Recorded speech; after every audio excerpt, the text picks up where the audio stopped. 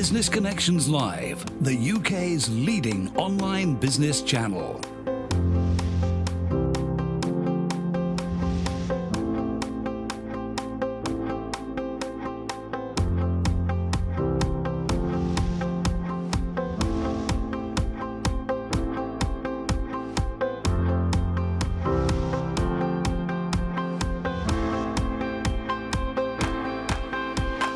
This is Business Connections Live with Steve Hyland.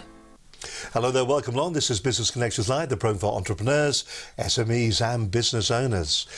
Now on today's show, we're going to be talking about how LinkedIn can be indispensable to your business. Now, if you're on LinkedIn at the moment, are you actually using it as you should be? Are you using it properly? Maybe the question should be, are you using it at all? It could be a great asset to your organization. It could be a great asset if you're an entrepreneur, if you're a single man band, if you're a small SME. But how do you go about actually getting that usefulness out of it? What's the things that you need to do? What are the things you need to consider? Is it just a case of getting in there and doing something? Got a great guest today. Joining me in the studio today is Philip Calvert. He's an international speaker and author and also a LinkedIn strategist as well. Philip, it's lovely to have you with us today. Thank you for joining us on the program. For those that don't know anything about you, go around the world talking about LinkedIn. When you go into businesses, what's the biggest mistake do you think people make with LinkedIn? It's really simple. They don't know why they're on LinkedIn. If you're looking for a job, then that's pretty clear why you might be on LinkedIn. But wherever I go, every audience I speak to, when I say, put your hands up if you know if you're on LinkedIn, everyone puts their hands up.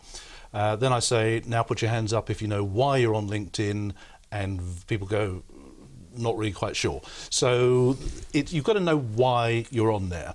And like most people go onto LinkedIn on a daily basis, and there's a certain amount of dabbling around. Have a look, see if there's any connection requests. Maybe somebody liked your last status update, might comment on something, and it's all a bit woolly. But as soon as you've got a clear view of why you're on LinkedIn, then it all comes to life. I mean, we look at social media platforms and we look right across the board at social media platforms, and of course they've got this built-in addiction to them. Yeah. We're all looking for the likes. We've got this vanity of numbers that we see all the time. Is it better to be more precise, laser-like in what you're trying to do with it, as opposed to be a broad brush?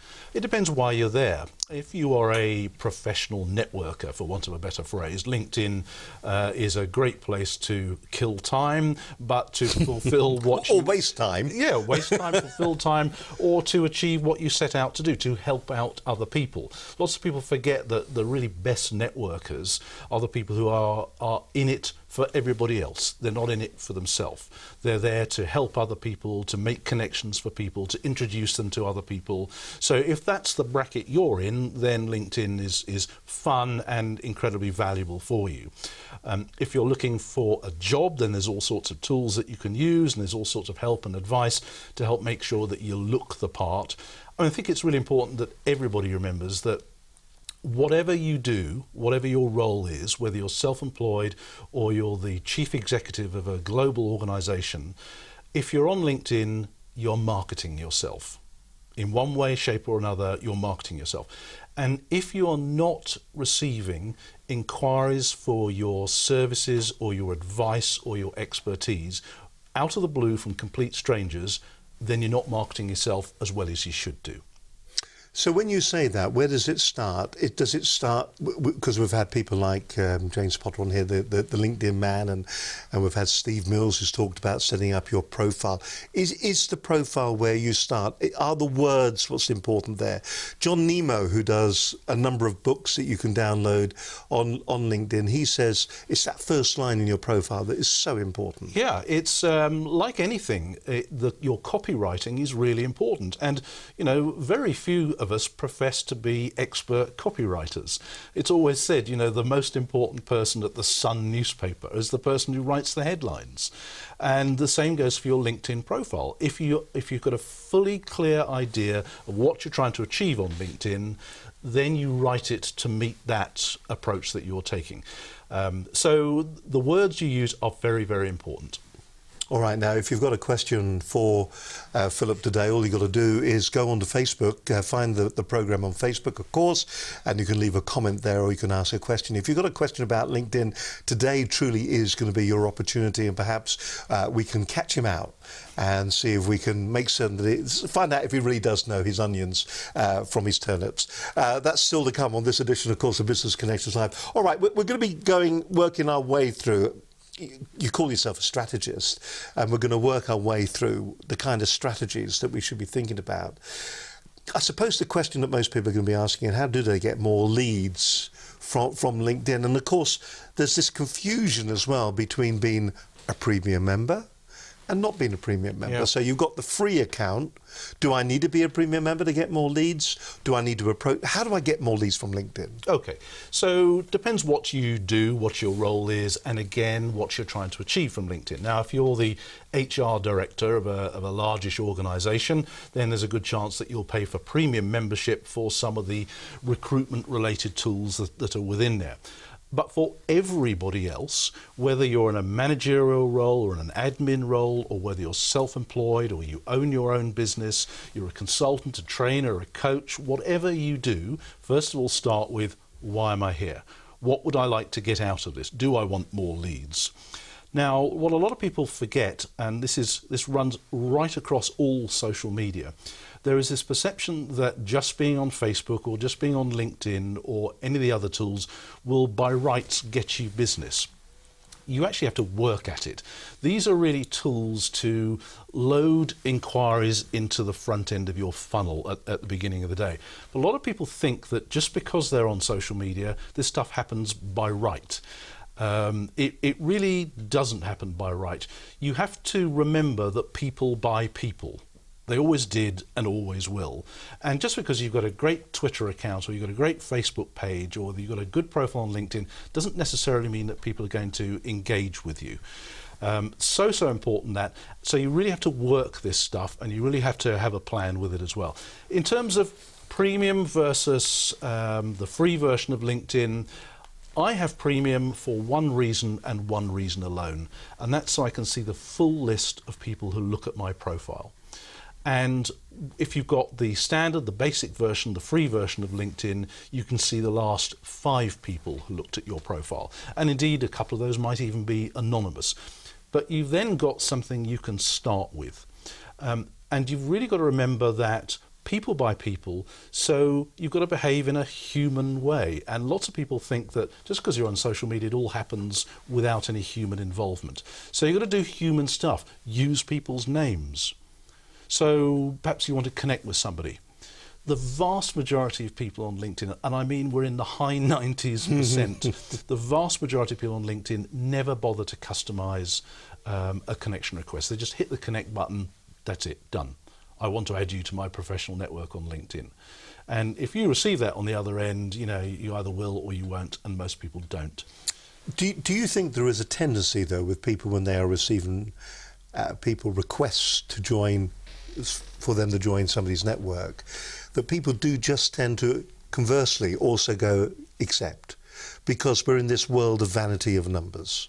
Is that, should we consider more when we are accepting invitations from people? That's a really good question. So there tend to be 2 schools of thought when it comes to doing this kind of stuff. First school of thought is you are very focused. You only connect with people that you feel you could help, or you feel there's really something there. You'll just instinctively know. And it may well be somebody you actually know, somebody you met at a networking event the night before, whatever. So you only connect with a small and focused group. The other school of thought is you connect with everybody and everybody.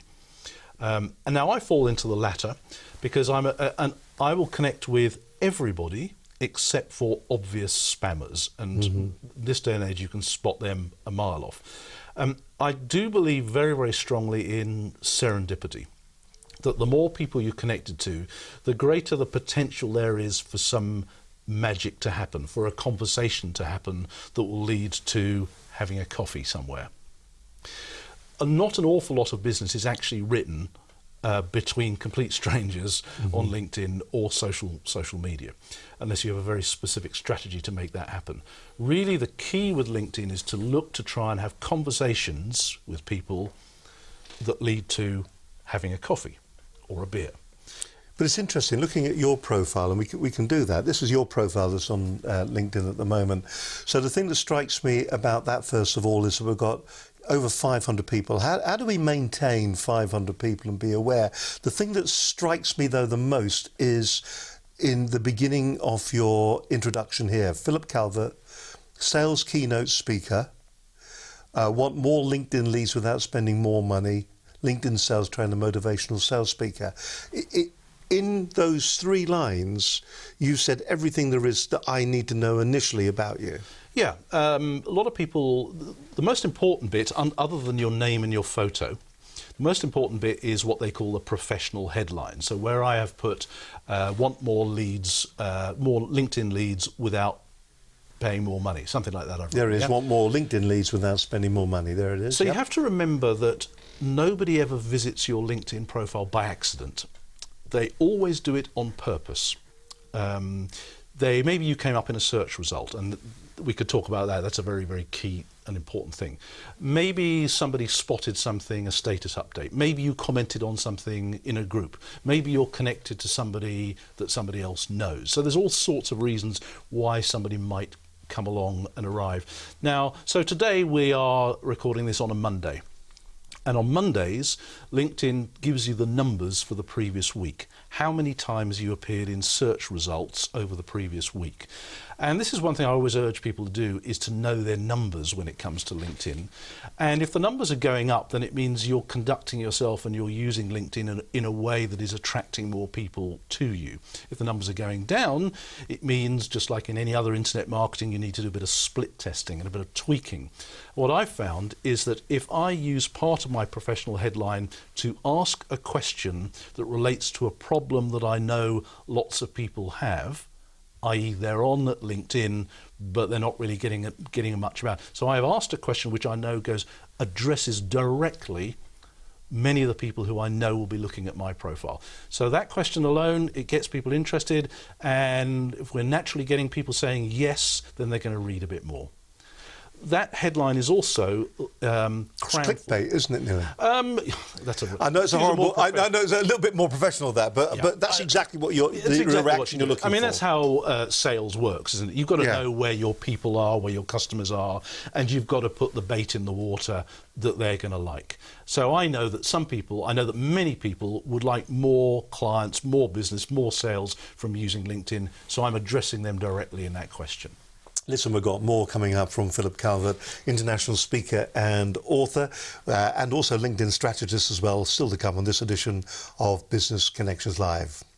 As always, great to have your company. If you were watching last week's programme, it was an interesting discussion that we had with Gordon Culhoun. He was talking about Brexit. He's from the Brexit advisory team. He set that up in 2016.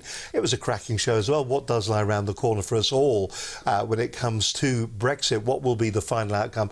I think at the moment we still really, someone just whispered, we're doomed. Listen, it's an opinion, isn't it? It's an opinion. But it was very, very positive in last week's edition of Business Connections Live. Just to give you a bit of an insight of what happened on the programme, here's what was on last week's programme on Business Connections Live.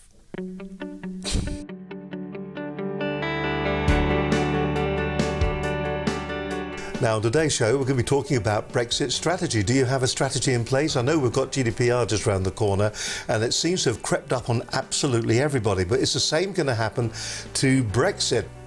Joining me in the studio today is Gordon Culhoun. He is the co-founder of the Brexit Advisory Team. They're an organisation that's been going since July 2016. Gordon, it's lovely to have you in the studio today. So in 2016, once the Brexit vote had appeared, we decided, myself and Thomas Lane, who's the other co-founder, to create a Brexit advisory team. I think there is a huge amount of uncertainty out there, and so our recommendations in terms of, for instance, like creating and implementing a Brexit strategy is for businesses to think of themselves as your Brexit. The task is enormous and the challenge is enormous, so they've got to break down the task and they've got to break down it for their business and see what that is. I mean, the United Kingdom is a very powerful force in Europe, regardless of whether we're part of the EU or when we leave the EU, will still be a very, very important partnership. And I think that's what the government's trying to achieve. They're trying to achieve a long, enduring and deep partnership with the EU, and with a special, free trade agreement and a understanding that benefits the both parties. And I'm sure behind the curtains the EU would probably want to do the same. I think there has been a lot of focus on the risks associated with Brexit, and as part of our consultancy, as part of our advice, we're trying to open up and explain to companies that there are lots of opportunities as well. I mean, I think the UK is a global hub. I mean, there's no doubt about it. I mean, look at the private sector. We've got a fantastic workforce in the UK, a great professional services workforce, both for the UK and internationally as well. The civil service is a huge group of very well committed people, intelligent people who know what they're doing. There's a lot of work done in the background by the civil service. It's probably one of the best civil services in the world. As far as leadership's concerned, kind of political leadership, well, at the end of the day, I think you can only try as hard as you can, because it is a two-way negotiation. I think everybody definitely needs a strategy. I mean, SMEs in this country account for 5.7 million businesses there, of which about 98% are micro and small businesses. We have around about 205,000 medium small businesses and about 7,000 medium-sized businesses. So, it's a huge amount of market, nearly 50% of the turnover of this country. So it's a massive market. So people will sometimes think, well, is it just for the other 49% of the large companies in terms of the massive turnover with the 7,000 odd large companies in the UK?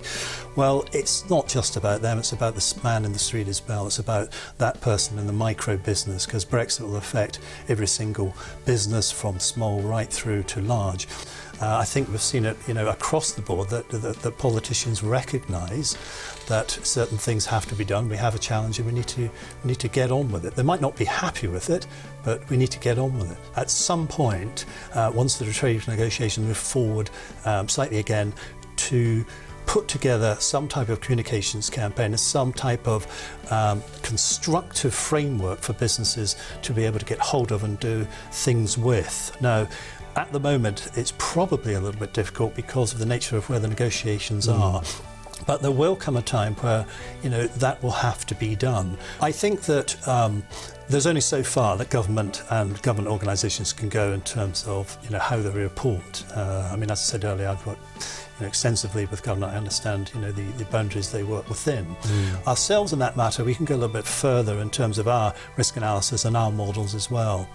And also we can use all sorts of, different techniques and methodologies, including some kind of disruptive digital technologies, kind of enhance what we have and produce kind of models for the future that again can create that clarity. Concurrent, the Brexit advisory team. My first point would be engage with Brexit. Second point, create a Brexit strategy. And thirdly, if you can't do it yourself, find some external expertise to help you navigate successfully through the Brexit process. Cracking program. If you get a chance to watch it, a whole hour of really some good advice. If you're a small business, an SME or an entrepreneur and you're worried about Brexit, that program will actually point you in the right direction. Gordon Colquhoun on the program on last week's edition of Business Connections Live. Don't forget, there's over 200 hours, nearly 300 hours of free business advice at Business Connections Live. And if you'd like to find out more about us, then you can very easily do that. Why don't you drop us an email to studio@businessconnectionslive.com. If you want to find out more about how we can work with your organisation or your business, then you can also give us a call as well on the old dog and bone. We like talking to people. 01784 256 777 is our telephone number. Follow our stream of consciousness as well on Twitter at BCL Business TV. You can leave a comment about this programme or any of the other programmes if you go to our Facebook page. That's obviously Facebook, Business Connections Live. But if you really want to get the lowdown on every programme that we do, and if you want to maybe get the show notes, get the downloads, all those kind of links, then please do go to our main website at businessconnectionslive.com. You're watching Business Connections Live, cracking show today. We're talking to LinkedIn strategist, author, international speaker, and so much more. Philip Calvert is joining me today in the studio today. While we were watching Gordon just a moment or so ago, we were looking at a number of different LinkedIn profiles, and there was one profile that came up, and I've never realised it before, but when you're looking at somebody's profile, we'll look here at this chap. This is a guy called Gordon Baxter, another Gordon. Nice enough, quality control manager in Aberdeen.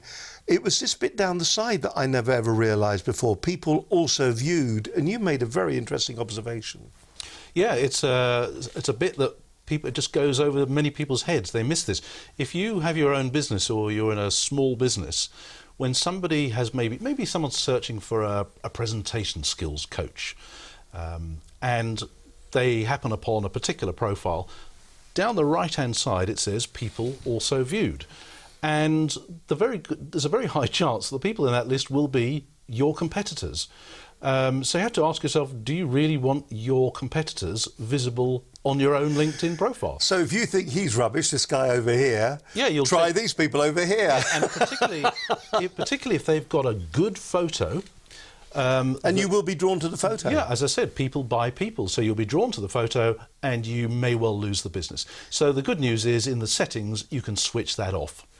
So that's good. So a piece of advice for you, do switch that off as well. The photos, well, while we're talking about profiles and things like that, we've talked about the headline and you alluded to the importance of that particular photograph. If you don't have a photograph there and you're fairly new to it, what about family shots, wedding pictures, pictures of your pets, you cuddling the children, showing a bit of humanity? Is that the right way of doing things? It's a really interesting one. So this is a business networking site and it takes itself rather seriously. But I guess we've got to play the game. The simple rule is make your profile photo friendly and professional. But here's a little thing. One of the things we all try to do is to look confident and competent. But there's increasing evidence to show that that's not what people want to see. They want to see incompetence. they want to see that you're friendly. I've got one of those. Okay. They want to see that you're friendly, but actually what they're really looking for at a subconscious level is, are you trustworthy? So that's just something to bear in mind. Try and make the photo look trustworthy. But there's all sorts of rules, all sorts of research that says if you haven't got a LinkedIn photo, you might as well not be on the site. It's as simple as that. So friendly and professional, but we don't want Christmas hats. We don't want barbecues on the beach. And I've got a lovely collection of LinkedIn profile photos. And I see people wearing Batman outfits. I've seen people in swimming pools. You name it, I've seen it. They're great fun. Right. Now, OK, so that's the profile picture that we have. Can we just have a look at the Philip's profile again? So that's the profile picture. Now, this is quite interesting as well, because a lot of people don't really know what to do with this one here, do they? The big banner picture that goes across the top. I mean, this is the basic stuff, isn't it? This is selling you, isn't it? This is what you're all about. It is. It's a fantastic piece of real estate that's there for you to use. But a nice tip is to use that in a way that also helps to cement in people's mind what you actually do. So I profess to be a speaker, so I've got a picture of me speaking. On a stage? On a stage, yeah. And of course, what's nice is that you've used that through your websites as well, haven't you? So this is your main website. Yep. And here, there's a picture. Where was that picture actually taken? That was in Johannesburg. That was at a big financial services conference there. And I was thrilled that they managed to take some nice photos. But the point is to try and get some consistency and some continuity. So if somebody's on my LinkedIn profile and they think, well, maybe we want to find out a bit more about this guy, has he got a website? When they visit my website, they're going to see the same picture. So already they're in my funnel, for want of a better expression. Well, we also saw Dr. Linda Shaw the other week, didn't we, when we were chatting, and Dr. Linda Shaw, who is a psychologist, she says that this is priming effectively, isn't it? You're priming people with the same image. Yes. So it's a little bit of psychology going on here, which I thought... There certainly is. There's a lot more psychology to this as well. We mentioned earlier about the importance of copywriting. And the words you use on your profile and how you set them out and the words you use when you connect with people are very, very important as well. All right, so let's just go in and look at if it's all right, we'll look at your profile if that's okay. So. See, now you see, I'm a man of ticks. You're a man of stars, and you put up. So at the very top, professional speaker and trainer for audience who want more leads and sales. Are these here actually the things that are saying this is what I do? This is my proposition. And whether you use bullet points, whether you use ticks like you've used, with the best will in the world, however appealing your profile may be or not, people haven't got all day to sit there wading through your profile. So bullet points right up front are really, really important. Just get the key points down. And if they answer a question or they allude to a problem that the viewer has got, they're going to read some more. It's as simple as that. Then as you go down the profile, we get into all sorts of other stuff, be it a testimonial, then you can see some ticks there. And I constantly split test this. I measure how many people are viewing my profile, and if I make a change, do the numbers go up or do they go down? It's classic internet marketing, and it's just as important for your LinkedIn profile. I know it's interesting to see in the LinkedIn profile how to make a world-class gin and tonic. I've won a competition for it. I suppose that must go down well. So if the deal doesn't come off, at least you can make them a drink. Well, see, this is an important thing. So yes, is the answer. But what it also does, it all but guarantees somebody will make a comment. The ones that do personalise the connection request, they'll say, oh, we ought to have a gin and tonic sometime, or what's the secret recipe? See, that's a clever idea, isn't it? Because you are leading them effectively. I cannot say this enough. People buy people. And one of the things people are drawn to on LinkedIn is, have I got something in common with this person? Be it a personal interest, be it a mutual connection, maybe we're in the same groups, maybe we're in the same town, maybe we go to the same events. Human beings love to see something that we've got something in common with. Now, I've got a question here, and we may have partially covered it. The single most powerful and valuable feature on LinkedIn, and how do you? So, what do you perceive as the single most valuable? Okay, on the assumption that you've put some real effort into your profile, to me, the single most valuable feature on LinkedIn is the who viewed my profile. Because let's put it this way.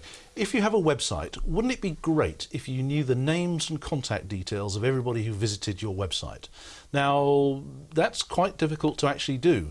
But if on LinkedIn, they're actually showing you who's visited your profile.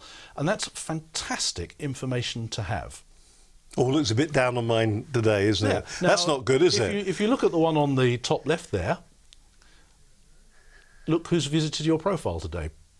Oh, right. So you can see that I visited your profile today. Yep. Now, and I've done that on purpose because I figured that we'd talk about this at some particular point. Now, this here tells us so much information. It shows us, are the right people looking at your profile? To me, that's the first thing. If maybe my target market is, for sake of argument, financial advisors, and I've got a whole bunch of accountants looking at my profile page, that's telling me, right, well, my profile isn't appealing to financial advisors and I'm getting my keywords wrong, but for some reason I'm appealing to accountants. Maybe that's a new market that I should be going for. So you should look at that as valuable data, and then the best part about it is that we can then get in touch with these people and say to them, thanks for looking at my profile today, John or Sue. Hope something caught your eye. And try and get a conversation going. There's a lot of conversation about whether you come off LinkedIn, off the platform, and you take them into your own platform, into your own CRM systems. What's your opinion on that? Again, depends why you're on LinkedIn in the first place. The way I look at LinkedIn is as a medium to draw attention to myself. I'm marketing myself. Everybody on LinkedIn is marketing themselves in some way, shape or form. But if people then do come and visit my profile, it means I'm getting something right. Maybe I've got my keyword strategy right. Maybe I'm being active in the right places on LinkedIn. But then what I'm looking to do is try and figure out, so why did this person here, why did they have a look at my profile? And why did this person? So I have a look at their profile and see if there's something in common. Maybe we've got a mutual connection in some way. And if I think this is an interesting one, all I'm trying to do next is to start a conversation that I hope will end up in a coffee shop. And once you're starting to build that dialogue, a relationship starts to build, and who knows where that will go afterwards. It's extremely unlikely that someone will arrive on your profile and say, I've seen your profile, I want to buy your thing or your stuff. That it's extremely rare that that happens.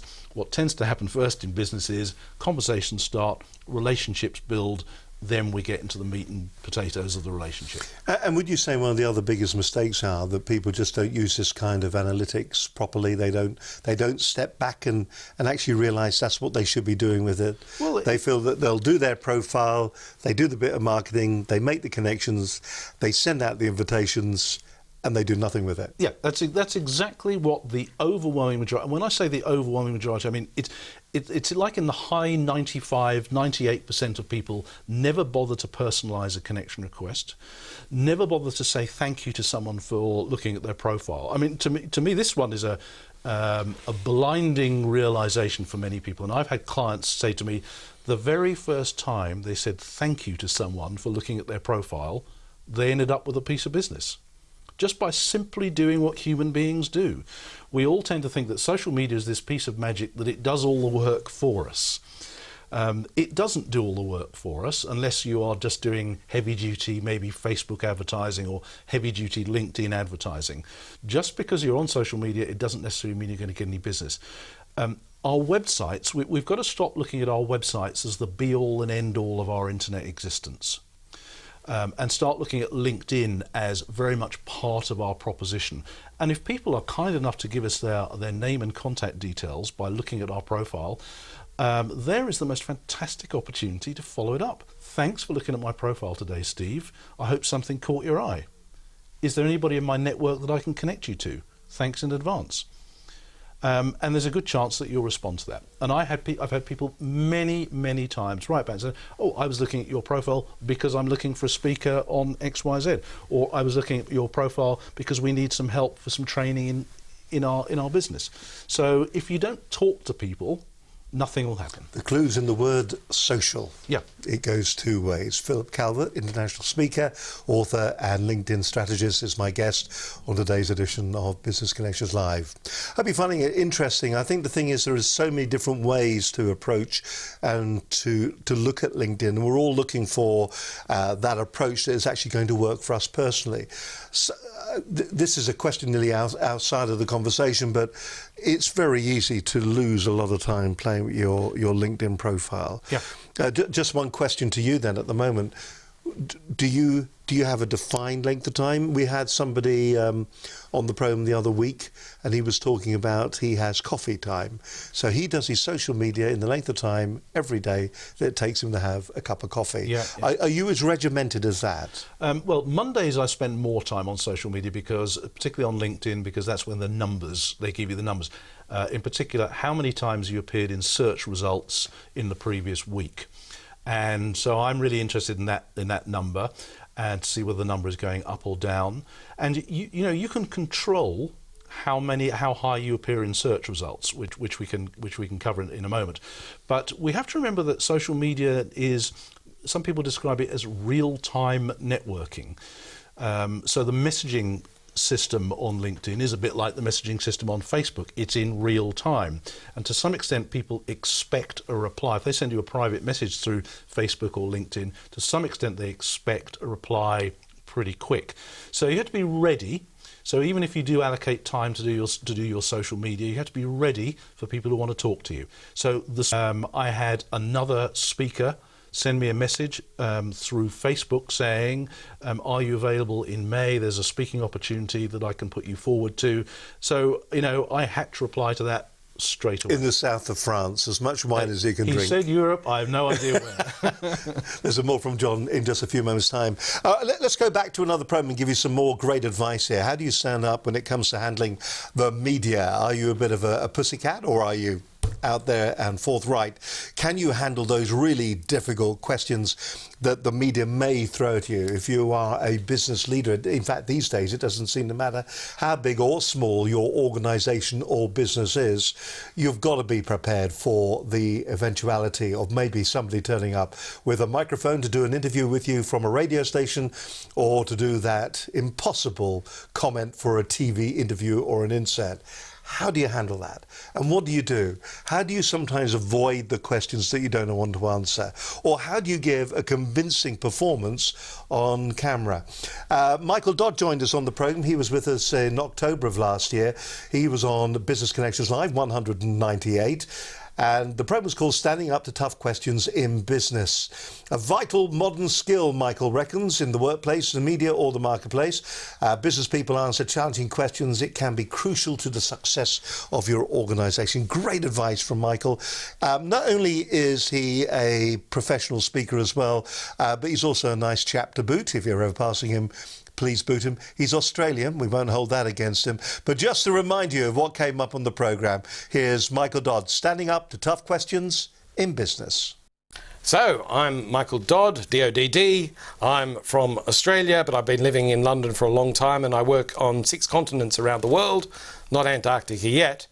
And because of my background in Australian journalism, where the journalists are really tough, Steve mentioned earlier a guy called Jeremy Paxman, and he's reasonably tough, but by Australian standards, that's not really tough. So we're used to in Australia asking blowtorch on the belly questions of people, and I can help you give answers on behalf of your business or your organisation to give great answers to tough blowtorch on the belly questions, whether they're tough questions, nasty questions, stupid questions, or my specialty area coming from Australia, really ignorant questions, which can really infuriate you.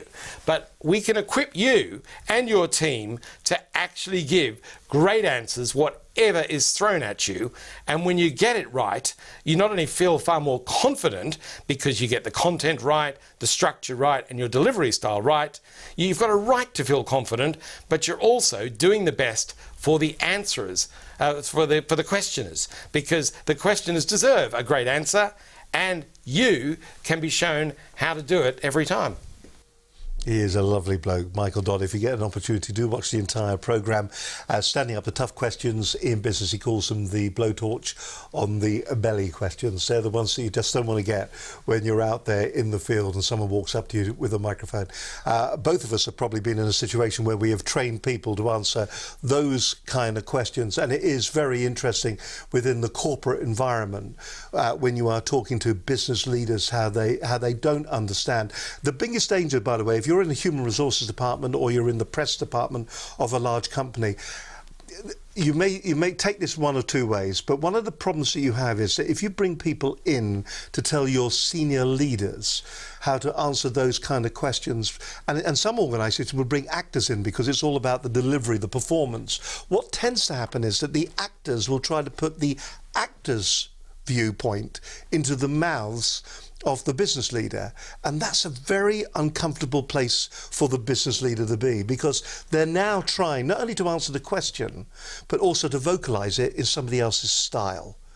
Now, if you're doing that within your organisation, you just step back for a moment, and if I was to get rid of the actor or whoever you've brought in and talk to people that have worked in the media industry and understand exactly what the media are looking for. It's not all about the performance, it's actually about some of the clarity of what you're trying to get across, so do check that out. You're watching Business Connections Live. Great to have your company as always. We're live here on a Monday. Philip Calvert, international speaker, author, and also LinkedIn strategist, joins us today. We were beginning to allude to the whole world of keywords, and you mentioned it earlier on.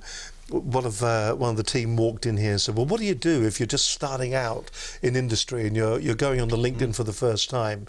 So, you've got no history. Is it all now down to keywords, is it? It really is. First of all, we have to remember that LinkedIn is also a search engine. Increasingly, we use social media as search engines.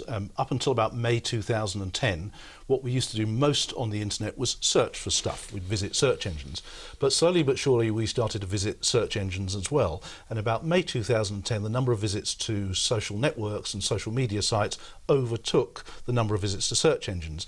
And when you think about it, with the benefit of hindsight, it was inevitable that was going to happen, because whether you're looking for a new car or whether you're searching for a new TV, you'd much rather ask a human being for the result. So social media acts as the vehicle which you can do that. So LinkedIn is a search engine. LinkedIn is the people search engine. So if you're looking for expertise or if you're looking for someone to do a particular job, LinkedIn is where you go search. So if you're on LinkedIn, you want to appear high up in the search results. So there's a trick to it, and the simple trick is there's a couple of things you need to do. The first thing you need to do is to fill out your LinkedIn profile in detail, in excruciating detail. It's got to be every single section of your profile. And what happens is LinkedIn rewards people who fill out their profile in detail. It's almost the biggest mistake that people make on LinkedIn is not filling out their profile in detail. So as soon as you fill it out in detail, LinkedIn rewards you by putting you higher up in the search results. But it's important that you appear high in the search results for the right search inquiries. So a nice little exercise that I get people to do is to write down a list of 12 keywords that sum up their expertise and who they are and what they're about. Now, keywords. Okay. Huge confusion. Is a keyword a word or is it a sentence? Okay, so let's use financial advisors as an example. So a financial advisor might have in their keywords list pensions, investments, financial planning. So financial planning could be a keyword.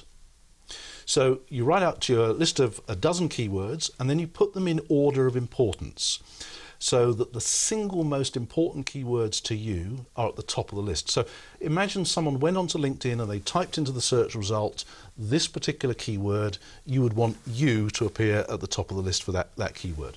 So you put your keywords in order of importance, then you take the top 5 keywords on your list and you edit them into every single section of your LinkedIn profile. You should even edit your LinkedIn URL, your personalized address. Try and get one of your keywords into that. So I've done that on mine. I've even taken my name out. If you were to look at my LinkedIn profile, It'll take me a second. Let me get there. Let me get there. I'm there now. And if we look at the bar at the top, go to the very, it says LinkedIn.com in social media speaker. So if a meeting planner or conference organizer is using LinkedIn to search for a social media speaker, that will help me to appear higher up the lists. That's very interesting. Now, you only get an opportunity to change this once, though, don't you? You can do it more than once now. Yeah. Oh, really? Yeah. So that's interesting because, for instance, if we look at mine, SETI, then I'll just go back to where I was. I'll go back to home. There we are. It's brought up the wrong one at the moment because we're actually within it. But mine just says Stephen J. Hyland. Yeah, nothing wrong with that at all. If you do change your personalised URL, it's something you don't want to take lightly, and it's not something you want to. You don't want to change it every single week. Really think seriously about it. So again, using the example of a financial advisor, we might have Sue Smith, IFA or financial planner, something like that just gets a keyword into your URL. It's really important you do that. But here's the thing. As soon as you do this keyword exercise and you edit those top 5 keywords into every single section of your LinkedIn profile and you include them in the skills list as well, you'll see an immediate and measurable improvement in your visibility on LinkedIn straight away. Let's talk about niches, because that seems to be where this is all leading us. Yeah. How important is it to be a niche? We're a TV company. We make corporate video productions. We do video training, or we do presenter training. So we do all those kind of things. We do how to handle the media, all those different things. So we've got a broad brush within the industry that we work in. How do you niche that? Okay, so it depends on what your target market is. So just to turn it round, if I look at how I do this, when I first started as an independent marketing consultant back in 2003, I set myself up as available to anybody who would write me a check. Do you have money? Bring it here, and I'll do whatever you want. Paint walls. And people were saying to me, no, Phil, you want a niche, you want a niche. Otherwise, you are nothing more than a needle in a haystack. So there's one bit of me going, yes, I get that, I understand that. You want to dominate the haystack. There's another bit of me that says, but I might miss out on all this other business. Well, they're not writing me checks right now, so I might as well get some focus here. And the thing is, as soon as you do start niching, And it's easy to talk about it, it's quite hard to actually do it, and it takes some time to get your niche actually right. As soon as you do it, you almost see an immediate effect from it. So for years I've been talking and helping businesses about how to use social media. And I realised about a year ago I want to even niche that down as well. So I really put pretty well all my focus on how to use LinkedIn now. Now LinkedIn could go out of business tomorrow, so I have to be ready with my next step constantly. So there's for example, there's lots of people who are Facebook experts and they'll help you how to use Facebook. Now Facebook could go out of business. They're not too big to fail. Microsoft could decide to offload LinkedIn tomorrow as well. And equally, LinkedIn has got a track record of ditching features very, very quickly. So you do have to be thinking about what your next step is. But the more you appear to be the expert on a particular topic, it makes you so much more appealing to the people who need your solutions, who have got problems that you can solve. So niching is good then? I believe so. Not everyone would agree with that, but personally I think it's a really good thing to focus on. I did actually see somebody talking about this, and they said even if you niche, and you niche on your website and you do that on your LinkedIn profile, the work that you were getting from that broader brushstrokes will still come in. It will. So for example, one of my niches is financial services, in particular financial advisors. I've used online networking and groups to build community around financial advisors for quite a few years. But I remember a few years ago I got a phone call out of the blue from a guy who said, "Phil, I see you're involved in social media. Would you like to come and speak at our conference in southern Spain?" And I said, "Yeah, tell me about your conference." He said, "It is the annual bulk storage convention." You know, had a good time, don't you? Eh? So apparently I'm the poster boy for bulk storage across Europe. So if you there was a reason for you being here today. You've discovered it. You've now vocalised it. I think if you can get known in one particular niche, it is inevitable that you'll get asked to speak in other niches as well. Which is really very interesting, isn't it? Okay, then you mentioned their groups as well. Now, when I started on LinkedIn, groups seem to be a really important part, and you've got to be careful with groups. But for those people that don't understand do groups are they still a powerful resource within LinkedIn? Okay. They were, weren't they? They were. The good news, and they've gone through a period where it's quite quiet in the groups. There's not a lot of interaction, not a lot of engagement, lots of people posting links to other websites and blogs, so they're not particularly active. That said, some of the groups on LinkedIn are massive, hundreds of thousands of members. I've got one group which is small by comparison. It's got 24,000 people in it, but it's my community. Your tribe. Yeah, and to me, the best thing on the internet right now is Facebook groups, because a Facebook group is an opportunity. You could invite all your clients, or you could find a way to steer your prospects, and there's lots of engagement, there's lots of interaction, take a bit of hard work, but LinkedIn groups are there. They have the potential to be very powerful, but LinkedIn announced a few months ago that they're about to really resurrect the groups as well. And one of the ways they're going to do that is they're going to restart putting comments that are in LinkedIn groups will appear in the main home news feed, which they used to, then they stopped doing that, but they're going to do it again. So I'm predicting that LinkedIn groups are going to be very powerful again in the not too distant future.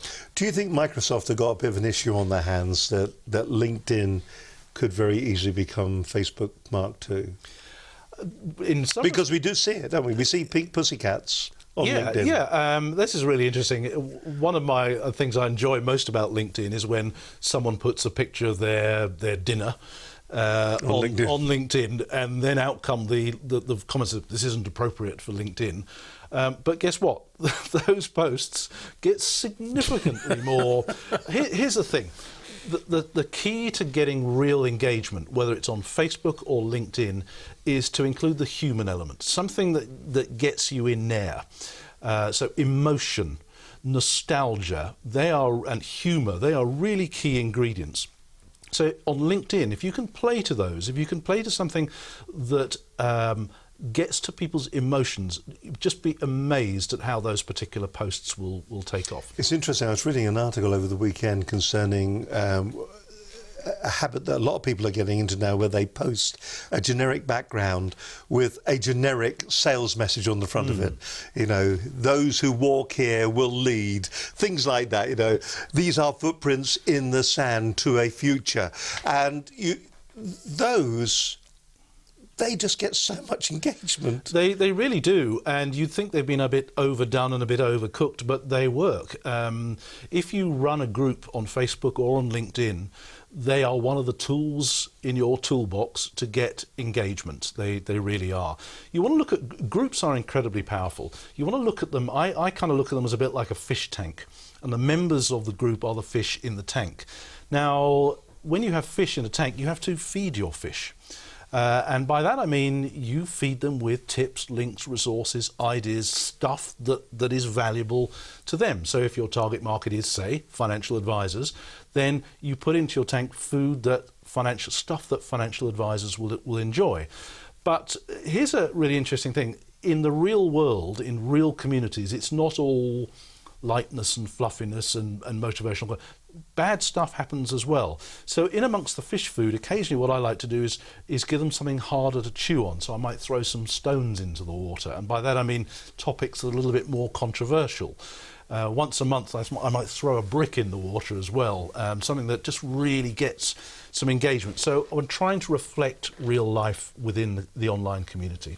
Listen, no animals have been hurt in the making of this particular programme today. None were poisoned, just bricks thrown at them.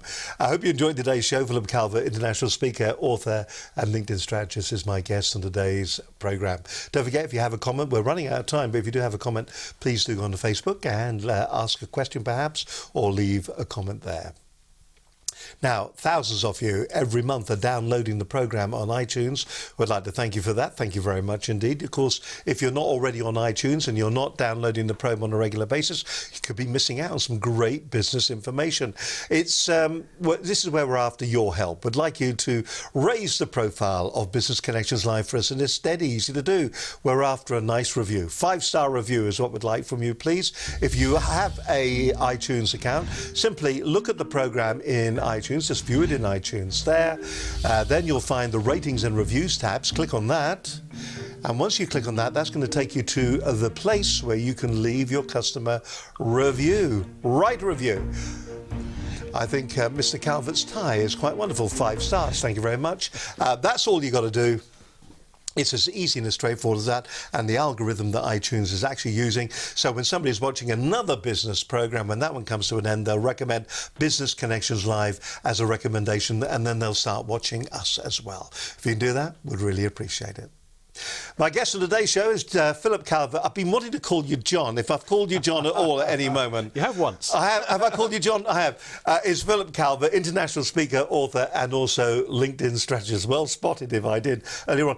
I'll tell you what's interesting about all of this, and also looking at some of the different sites and the pages that we throw people to. We've got some giveaways that you're inviting people to go to, which I find really interesting. And it's the look of the internet marketeer that you seem to be tying in with your LinkedIn campaigns. For instance, you can go online, you can sign up for this. These are long form internet marketing style pieces of information carrying the same message that you've got on your LinkedIn profile, of course, but inviting people to get in touch with you and to take them off the LinkedIn platform. Is that intentional? Yes, it is. I mean, I use LinkedIn to market myself. It is a business tool. It is a marketing tool that I use. I like to think that I'm a professional networker, in so much that if somebody needs some expertise, that I will point them to whoever within my network has got that. So one of the most important things about networking is giving. Give as much as you can. At the same point, it is a marketing tool that I use. So if I can take people off LinkedIn either to a coffee shop or to a website or something that I can give them for free, then hopefully we can build a relationship from there. If you had to sum it up in 2 minutes, a strategy then, is the strategy excite, engage your audience on LinkedIn, and then drive them off LinkedIn to your own CRM, your own personalised one-to-one system? It depends entirely why you're on LinkedIn. So I'm on LinkedIn to look for speaking business. So I try and draw attention to myself and I focus on conference organisers, meeting planners, perhaps people like yourself, people who will either give me a platform or pay me to be on a platform. By the same token, though, you have to send people gradually up your value ladder. One of the problems with traditional websites today is that we all try and cram too much on there. We give people... We try to close on the website. Yeah. We give people way too much choice. So one of the things I try to do is to, when they arrive on the website, is to really send them only in one direction only, and that's to a freebie that I may be offering, a webinar, a download, or something like that. I mean, this is amazing. When you go onto your website here, I mean, these are all free downloads you've got here. And you said to me earlier on, the .com secrets and expert secrets were two of the most valuable books that you've read it. Yeah, I've always been interested in internet marketing and social media. And those two particular books by a guy called Russell Brunson, who is around the world is pioneering this funnel marketing approach. So, for example, he does Tony Robbins. When Tony Robbins has got a new book out, this guy will do it. But these two books teach you the heart and soul of how to do this and why it works. And you can get them free off my website, and they're real books. And it's also a book that you've written yourself, your own book. I've written them, a bit strolled. They are on the right-hand side there, LinkedIn Secrets. So this is, in many ways, it's a story of my life on LinkedIn and how I found it. And it is literally packed full of LinkedIn secrets, techniques that you can use. Stuff we've kind of just touched on scratched the surface today. So that's there for free. That's a PDF. And some of the other internet tools that I use. I mean, it is a very comprehensive website, and of course, ClickFunnels. You actually like ClickFunnels very much, don't you? This is I've got no association, and neither has Business Connections Live. We're not an affiliate sales for ClickFunnels or anything like that. But you use it quite a lot, don't you? I do, and I'm very happy to. I mean, if someone was to use my link, I would get paid one day. But I will never recommend something unless I actually use it, and it's given me real value as well. And to me, it's a tool that has just completely changed how I use the internet now. And it all fundamentally goes back to this idea that we're actually trying too hard with traditional websites. One idea at a time. Yeah, one idea at a time. I remember when I worked in radio, one thought per link. Yeah, give people a taster of what you do, and if they like that, it significantly increases the likelihood that they'll want a bit more. Is there any other piece of key information, do you think, that would be useful to a business owner when it comes to approaching LinkedIn? We've looked at pictures, we've looked at their profile. Yep. What else should they be considering? Okay, there's two very, very powerful tools that are there, one of which most people don't know about. But the first one is company pages. And company pages just give, so you've got your own personal page, and then you can have a company page. And, you know, big organisations, they put all their business news, and they advertise their jobs, and they put their latest quarterly figures. They also show inside the organisation. So you do what you like with it, it's there. But there is another tool which hardly anybody knows about, and there's a thing called showcase pages. So you can, so for example, a car company might have a company page, and on that is all the stuff I've just talked about.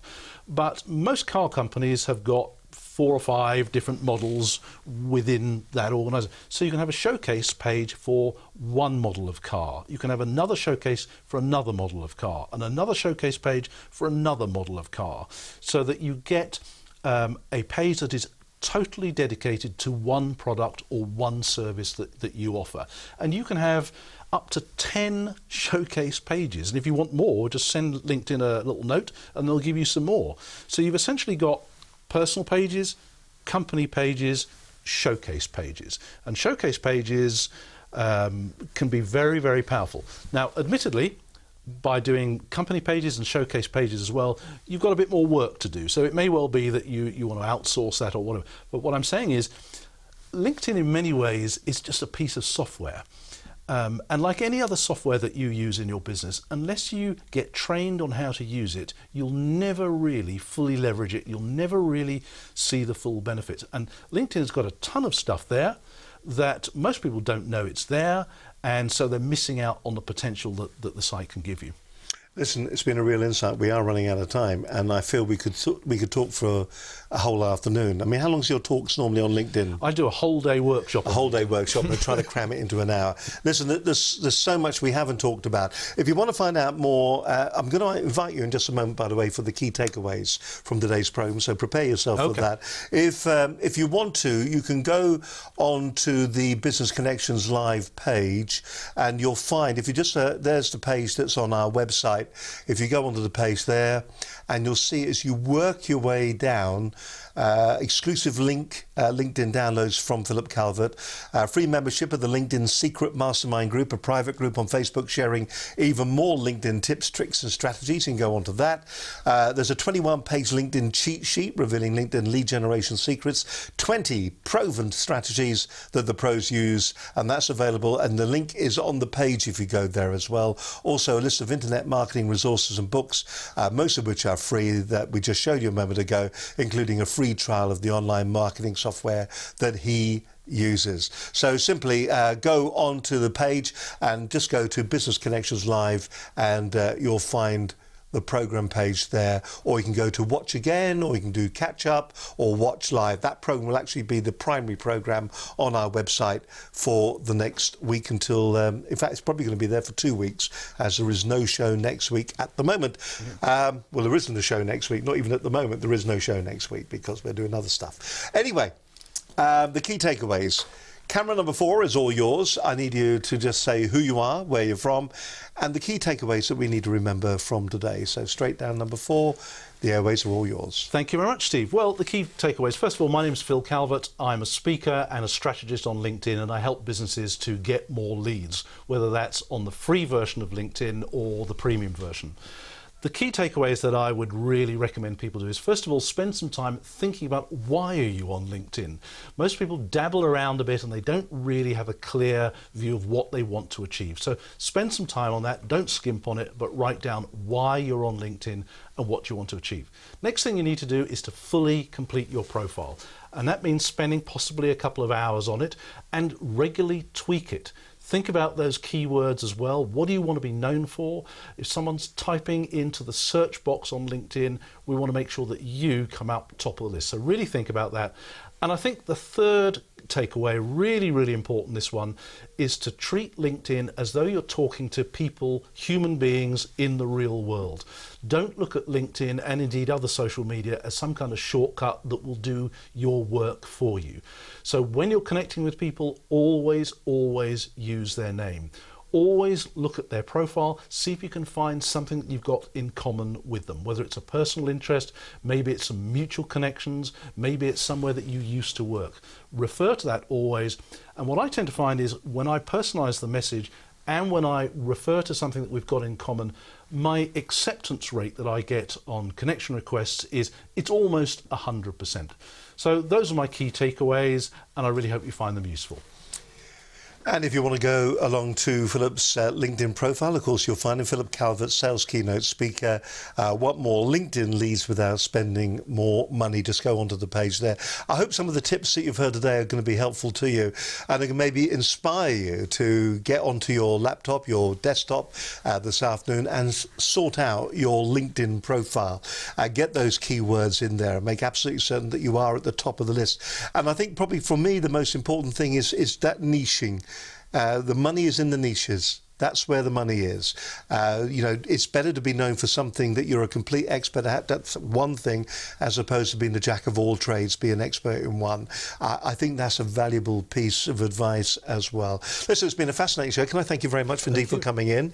And Thank you very much for watching. What we got coming up in the future? Well, Taz Thornton, inspirational speaker, another inspirational speaker, author and motivator, is going to be joining me on the program in the next couple of weeks. Peter Liner, he's the chairman of ABLE, the Academy for Business Leaders and Entrepreneurs, will be on the show. That'll be a fascinating insight into what business leaders are thinking at the moment. Maybe it'll agree or you'll disagree with that. Doug Piddock is going to be with me as well. He's from a company called Intermedia Communications. They've got a great solution if you're looking at for something to do with web technology, particularly the kind of cameras that they use. They have a 180-degree camera. You sit it on your desk, you can have a group of people around it, whoever is talking, it zooms in on. It is brilliant. He's going to be coming in, we're going to be giving you a demonstration on the program, and also we'll be experimenting and looking on how you can implement that into your business.